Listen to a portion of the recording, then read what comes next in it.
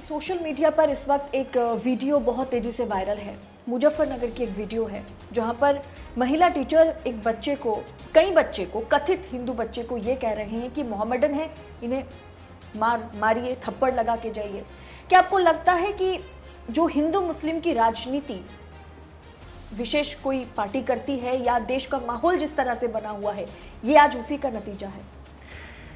जिस देश का अभिभावक प्रधानमंत्री यदि लोगों को अपील करे कि बजरंग बली का नाम लेकर आप बटन दबाओ, उस देश में और क्या हो सकता है अलग?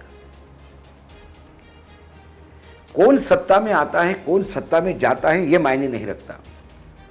सत्ता में परिवर्तन होता है, कोई अमरपट्टा लगा के नहीं आया।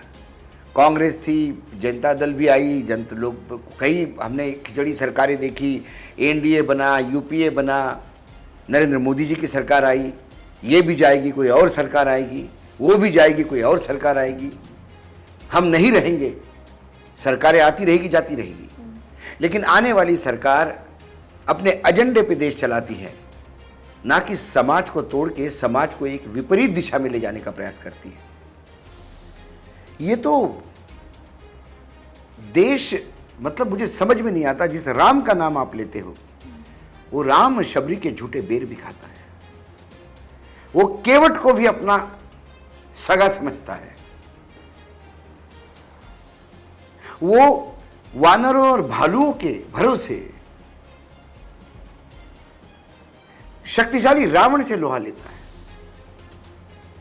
उस समाज, उस राम की तो पूजा करते हैं हम, क्या राम के विचारों को कहीं यथार्थ के धरातल पर उतरने का प्रयास करते हैं? एक तरफ संघ कहता है कि इस देश के मुस्लिमों का डीएनए भारतीय है, हमारा डीएनए है। गुलाम नबी आजाद, जिनके लिए प्रधानमंत्री की आंखों से आंसू टपके थे, उन्होंने कहा कि हमारे पूर्वज तो भाई हिंदू ही थे। तो जो बच्चा मुसलमान आज पीटा है क्लास में, उसका भी तो डीएनए हमारा ही है।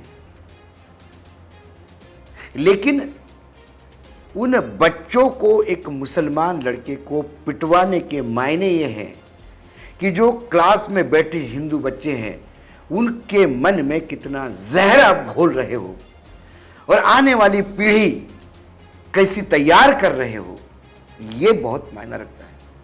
वो शिक्षक, कितना जहर भरा है उस शिक्षक के मन में। वो शिक्षक हो ही नहीं सकती।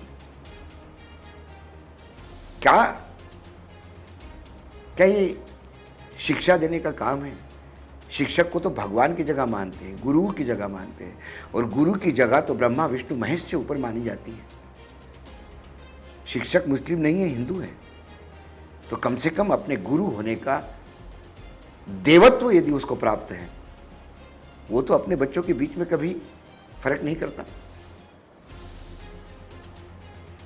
ये एक घिनौना सत्य समाज के सामने आ रहा है। हम कहां जा रहे हैं? यहां वो होता है, यहां दिल्ली के किसी क्षेत्र में कोई संडे के दिन अपने घर में प्रेयर कर रहा है, कोई क्रिश्चियन 25 लोगों को लेके, उसके ऊपर आरोप लगते हैं कि वो धर्म बदल रहा है और उसके ऊपर हमले होते हैं। आपको लगता है या धर्मांतरण हो रहा है, आप पुलिस को फोन कीजिएगा। क्या इस दिल्ली में लॉ एंड ऑर्डर खत्म हो गई? अमित शाह जी की पुलिस काम करती है दिल्ली में। क्या दिल्ली के लोगों का अमित शाह की पुलिस पे विश्वास नहीं है कि जो खुद घुस के अंदर मारते हैं? ये जो मोरल पुलिसिंग के नाम से कुछ तथाकथित ठेकेदार, जिनको धर्म से कोई लेना देना नहीं है, जिनको मात्र गुंडागर्दी करके पैसा कमाना है, ऐसे लोग इस लाइन पे उतर आ जाते हैं। नूह में अभी दंगे हुए, अब फिर विश्व हिंदू परिषद ने कॉल दिया कि 28 तारीख को आखिरी सोमवार है और हम वो ब्रिज यात्रा निकालेंगे।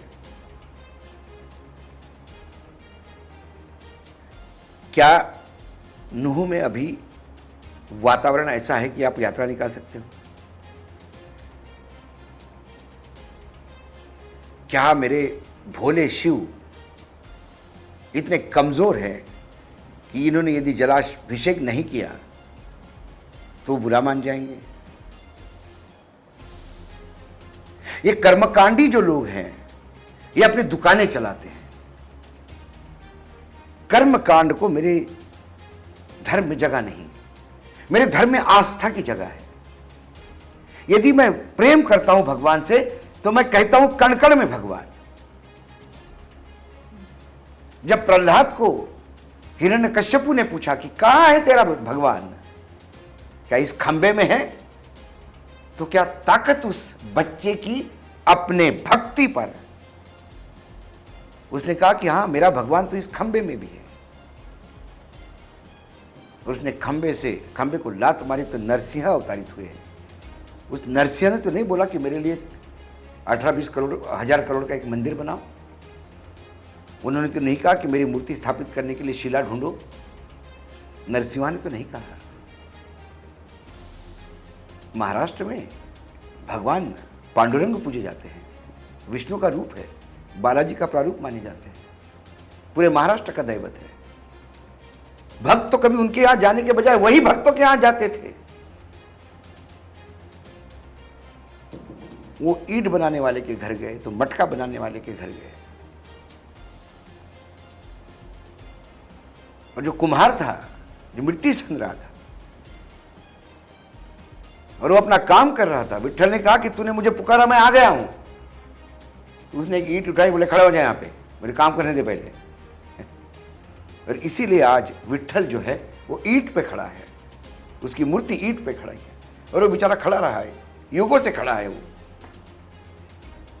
ये मेरा धर्म है, ये दुकानदार है, ये धर्म के नाम से अपनी दुकानें चलाते हैं, क्योंकि यदि ये दुकान नहीं चलाएंगे तो इनको कोई चपरासी की भी नौकरी मिलेगी। सुप्रीम कोर्ट लगातार ऐसी हिंसा भरी जो बयान हो जाती है या इस तरह के जो रैलियां होती है जहां पर जो रैली के एक एक शब्द जो है हिंसा को भड़का सकती है, सुप्रीम कोर्ट ने बार बार इस पर लगाम लगाने के लिए कहा, चाहे नू का मामला हो या कहीं का भी मामला हो, लेकिन सरकार सुप्रीम कोर्ट के फैसले को क्यों दरकिनार कर रही है? सरकार बेशरम हो गई है, सरकारें बेशरम हो गई है। महाराष्ट्र की सरकार को लेके तो सुप्रीम कोर्ट का जो वक्तव्य है वो शायद भूतो न भविष्यति, कभी आगे कोई करेगा या कभी हुआ होगा। उन्होंने कहा कि महाराष्ट्र की सरकार नपुंसक है, important, that is the word the supreme court has used. Shame on the government. मुख्यमंत्री उप मुख्यमंत्रियों को इस्तीफा देके घर बैठना चाहिए यदि सर्वोच्च न्यायालय उनको नपुंसक कहता है।